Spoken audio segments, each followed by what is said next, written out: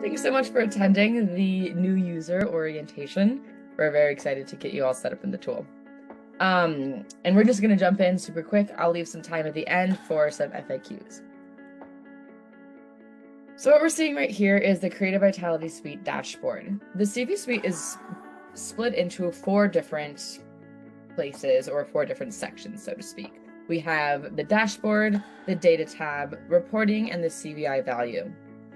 All of these 4 sections of the CV Suite tool are going to be controlled in the upper right-hand box, this gray box right here. I like to call it the brain of CV Suite. This is what houses your regions, the data that you'll be looking at, and the data year that you'll be using. The data year is pretty self-explanatory. We have the most recent data version, which will be updated every single fall. And then we have a cleaning of all of data versions every single spring. We have data from the current data year all the way back until 2011. You're also able to select your region by clicking on the Select the Region tool. In order to make a new region, you will go to the New Region dropdown, select the region that you're interested in, add your different, and for this example, we have a state. You can also select from zip codes, counties, MSA, or an MSA. You'll select the states that you're interested in looking at. Let's say for our demo, we can look at Colorado. Add that region to your new region, and don't forget to name it. Now, it's important to remember that the names for your regions don't have to coincide with the actual regions that you've selected. This can be both a very good thing. For example, we might want to look at not only Colorado, but the western states, perhaps all 13 of them. It is important, though, that the names that you use are going to be matching up with the regions that you're selecting. So if you think that you're looking at 13 states, it's important that all 13 states end up going in that region. So I'll continue to select Arizona, Alaska, let's see, Hawaii, etc. Add those regions, and now your region has been updated. For purposes of our demo, let's look at perhaps just the state of Colorado. Now, I'm going to toggle back to the dashboard, and you can see when we go back to this homepage, you'll see how all of the data updates. We have 92,000 creative jobs, 12 billion in creative industry earnings, etc. Toggling the data year is also a way to see how this is going to be updated. We went down by about $1 billion in earnings, etc. Now, the last and one of the most important things to note about this box on the upper right-hand corner, are the data settings. The data settings is what controls all of your CV Suite information. We have 2 default code settings. One is the CVI code group. We use 9 NAICS codes and 36 SOC codes in the CVI code group. NAICS code stands for, NAICS codes is the National Taxonomy for Industries, and SOC codes, or SOC codes sometimes referred to, is the National Taxonomy for Creative Occupations. Let's go into the CVI a little bit more in detail at the end of this presentation, but for now, we'll continue to look at the code groups. In addition to the CVI, we also have the CV Suite primary code grouping. This one's including 81 different industries and 72 different occupations. If you want to make your own code grouping, for example, we have the Kentucky creative economy, or maybe we just want to look at painters in Kentucky. You're able to create a new code group. Let's call this one the Colorado creative economy. You'll scroll down to have the list of all of our industries and all of our occupations. Within the CV Suite tool, we have your traditional arts and media industries and occupations, but we also have a broader definition of the creative economy and broader codes to access. It's completely up to you what you want to consider in your definition. For example, Arts, Entertainment, and Recreation, Code Group 71. Here we have theaters, dance companies, musical groups and artists, etc. This is a very, very common code group to select. We also have accommodation in food, caterers, mobile food services, and full-service restaurants. Again, it is up to you to decide what kind of codes you want to include, but you have a wide variety of options. Once you've selected your creative industries and then your creative occupations, you're able to finally do the last code group, which is the class of workers. We have 4 classes of workers that are included in the CV Suite tool. If you toggle over the class of workers, you'll see the information of what exactly is included will pop up, so you don't have to remember it exactly. But in short, the QCW employees stands for the quarterly census of employed wages. This covers the majority of your W-4 full-time salary exempt and non-exempt employees. Non-QCWs is a class of worker that is exempt from the quarterly census of employee wages. These tend to be organizations such as government, nonprofits, railroad, churches, religious organizations, military, etc. So by selecting the QCW and the non-QCW, you're going to have a full range of the data of the workers in the creative economy labor market. Third, we have the self-employed. This is pretty self-explanatory. Self-employed are people that are reporting their own income under a self-employed status. And then finally, the extended proprietors. Now, this is a really important code group for the creative economy because an extended proprietor covers a person who is reporting wages that's not their primary source of income. So this ends up covering a lot of the gig workers in the gig economy, the extended proprietors. So we encourage including this when you're evaluating your creative economy. Now that we've chosen our class of workers, our industries, and our creative occupations, I'm going to save our Colorado Creative Economy code group. I'll close out of this, and once again, we'll see how this dashboard updates. Creative occupations, according to the data that I set, is 138,906. Creative industry earnings is 4.7 billion.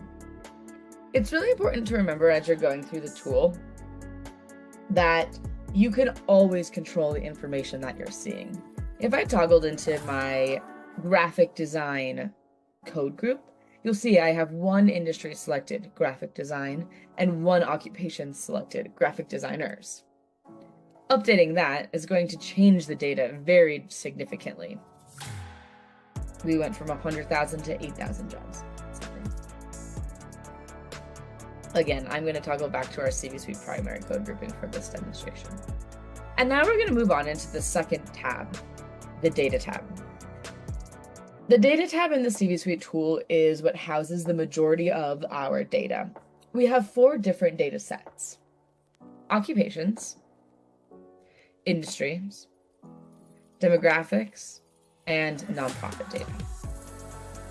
Each one of the 4 data sets you're able to download in a CSV file where there's a little bit more information included. Each one of these data sets does have different ways to kind of toggle and filter the information. For example, our nonprofit data, you can look at it by region. So in Colorado, you can see that the program revenues for all nonprofits is this much. You can see the contributions and gifts and total revenues. I could filter it by type, and here we have a breakdown of all of the different nonprofits in Colorado. If I click on the top of any one of these data tables, you can filter it by lowest to highest. For example, the highest number of nonprofits, or the highest number of organizations that are nonprofits in Colorado are theater, with 73 different registered theater groups, followed by historical societies, followed by arts and cultural organizations. Now, something important to remember about the nonprofit information is that we are looking at organizations that file a 990 or a 990 EZ. This means that they're grossing over $50,000 of revenue and reporting that income. There are nonprofit organizations that do not make that $50,000 cap, and so therefore they have to file what is called a 990N, or the nonprofit postcard. If those organizations are under that tax filing status, they're not going to be included in this data. If your nonprofit numbers are looking particularly low, that will be why.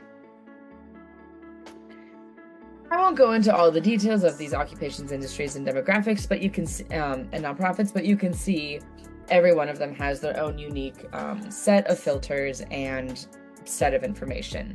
Demographics, we have information on race, ethnicity, gender, and age. If I toggle here, you can look at it by the region. You can also look at it by occupations.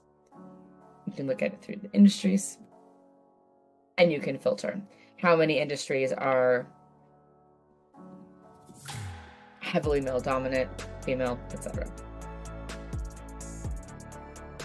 Our industry information, we have information about earnings, jobs, earnings per job, and percent change. As well, you can look at earnings and sales. We recommend that you look at earnings more often because sales can be a fairly volatile number. If you think about it, in a rural area, you have one painting that gets sold once a year for $1 million, and all of a sudden those sales numbers are highly skewed, or rather a high spike. Earnings, on the other hand, have a better reflection of what people who are working in these industries are actually taking home, living in the regions, are actually making, and oftentimes that represents a better dollar flow within the local economy. Of course, this is all up to you, but this is just something to note. And then finally, our occupations, you can toggle a 1 year or a 3 year percent change. We have we have a job changes, percent change, etc. Now, I'm going to move away from our data sets and explain the data charts. Data charts is all of the same information that you're seeing in the data sets. We still have that occupation, industry, nonprofit, and demographic. However, the charts are just that information visualized. So you can see, because we're looking at 2018, maybe I'll even switch it to 2020. Because we're looking at 2020 from the state of Colorado and the data settings that we've chosen, you can see that the 2020 occupations by race is this breakdown. The nonprofit revenues of 2020 is this breakdown. And this is a fairly interactive map that you can kind of visualize some of this information that in the other tabs are just in the spreadsheets. Creative occupation growth, which this is a chart that shows the rate of change in your creative job growth over time. And then you also have creative industry earnings. The data charts are able to download, and this will come into a PDF format, and you can use and distribute these charts however you need. Speaking of charts and reports, I'm going to go to the next tab, our reporting tab. This is where our snapshot of the arts report lives. We call it a regional snapshot report. On this snapshot report, you'll see 4 different sections. The first is our Creative Vitality Index. I'm saving that for last. I'll explain that in one little second. Jumping down, we have information about your creative jobs, creative industries, and cultural nonprofits. In addition, you have all of the data sources that's included in this report. You have the occupations that you're including and those SOC codes, as well as the industry earnings and those NAICS codes. For your class of workers, you have all the class of workers included, etc. You're able to look at this report, toggle from industry earnings and also industry sales if you want a little bit more information. And this is a really good time that I will remind you, again, all of the information that you're seeing in this tool is controlled and generated by this box. So I could change the year easily and that will update the report. I could change the region easily and that will update the report. I can also change the data settings and that will update the report. For example, I'll go back to my graphic design code group. Here we have only one industry and only one SOC code. So if I select that and go back to my report, you can see how it's updated this snapshot. The occupations with the greatest number of jobs, of course, it's just graphic designers because that's what we chose. And there's no other codes in this code group, so there's no other codes to compare it to. Same with the industry earnings. Same with the industry codes. There's only one, graphic design services. The cultural nonprofit revenues will not update because we have a select amount of cultural nonprofit information that you can find in our Help Center. I'll show you the Help Center at the end of this tutorial. In order to download the snapshot report, you'll have to create the PDF here. And when that's generated, you'll be able to download it there. Okay, I'm going to move on to our CVI value. The Creative Vitality Index is one of our proprietary tools that helps measure one creative economy to another. For example, we're going to look at Colorado compared to the United States. Colorado's CVI value is 1.08, which means that it's doing just a little bit better than the United States. If I toggle down, you can see how the CVI as an index works. Colorado compared to the US, Colorado's creative occupations is this much, the US is that much. Our nonprofit revenues, performing arts, etc., etc. What goes into the CVI value is weighted 40% occupations, 40% industry sales, and 20% nonprofit revenues. You can see here our creative occupations are included. I can also toggle out of this. And we can look at the creative cultural nonprofit revenues that are included here. This is the full list of our cultural nonprofit codes, which is categorized by the NTEE codes, and that's the National Center for Charitable Statistics' own taxonomy for measuring nonprofit information. And then finally, we can look at the industries that will be included as well. Here. You are able to compare new regions to each other. You can compare the CVI, your state towards the United States, but you can also compare it to a new region. You'll go to the calculate a new CVI value. You can choose a save region or new region. I'll choose for my save region. So perhaps we can look at Alaska State. I'm interested in looking at Alaska compared to Colorado. I'll calculate a new CVI and it'll generate right below. So Alaska compared to Colorado is at 0.75. So it's doing just a little bit, it's ranking just a little bit lower than Colorado State. And here you can see that CVI breakdown and how we generated that number. As well, we have the year-over-year growth. Like everything in the tool, all of this information you're able to download into a spreadsheet, and that will be downloaded into a .csv file, which can be found here. Okay, the very last thing that I'll just show you is this question mark in the upper right-hand corner will bring you to our support, our customer support. This is our customer support email, so you can send an email, as well as our user guide. All of the information that I just explained can be found in the user guide in depth. We have a new to CV Suite article, which is a great place to start. Here you'll have explained the dashboard, defining your regions, the snapshot report, everything that I just talked you through. We have help pages on the Creative Vitality Index, which will walk you through everything that has to do with the CVI indicators, comparing regions, and interpreting that data. And it's all found here. So with that, I'm going to say thank you for attending our new demo.